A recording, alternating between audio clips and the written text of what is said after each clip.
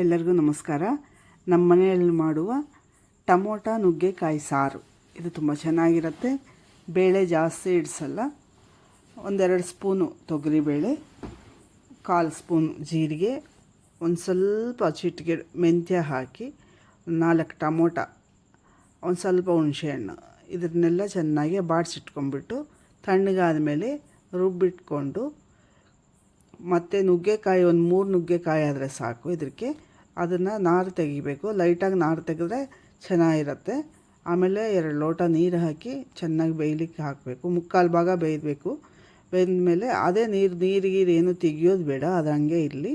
ಆಮೇಲೆ ಈ ರುಬ್ಬಿಟ್ಕೊಂಡ ಪದಾರ್ಥ ಎಲ್ಲ ಅದಕ್ಕೆ ಮಿಕ್ಸ್ ಮಾಡಿ ಸಾರಿನ ಪುಡಿ ಹಾಕಿ, ಆಮೇಲೆ ಒಂಚೂರು ಬೆಲ್ಲ ಹಾಕಬೇಕಾಗತ್ತೆ, ತಕ್ಕಷ್ಟು ಉಪ್ಪು ಹಾಕಿ ಚೆನ್ನಾಗಿ ಸಾರು ಕುದಿಲಿಕ್ಕೆ ಬಿಟ್ಬಿಡ್ರಿ. ಸಾರು ಘಮ ಬಂದಮೇಲೆ ಇದಕ್ಕೆ ಒಗ್ಗರಣೆ ರೆಡಿ ಮಾಡ್ಕೋಬೇಕು.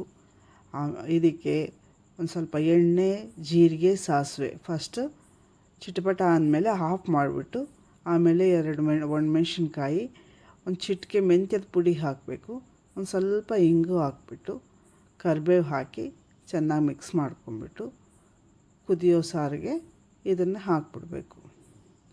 ಚೆನ್ನಾಗಿ ಸಾರಲ್ಲಿ ಮಿಕ್ಸ್ ಮಾಡಿಬಿಟ್ಟು ಸ್ವಲ್ಪ ಕೊತ್ತಂಬರಿ ಸೊಪ್ಪು ಹಾಕಿ 1-2 ನಿಮಿಷ ಮುಚ್ಚಿಟ್ಬಿಡಬೇಕು.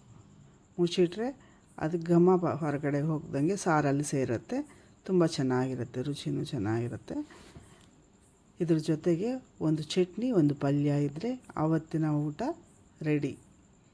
ತುಂಬ ಚೆನ್ನಾಗಿರುತ್ತೆ, ಟ್ರೈ ಮಾಡಿ. Thank you very much.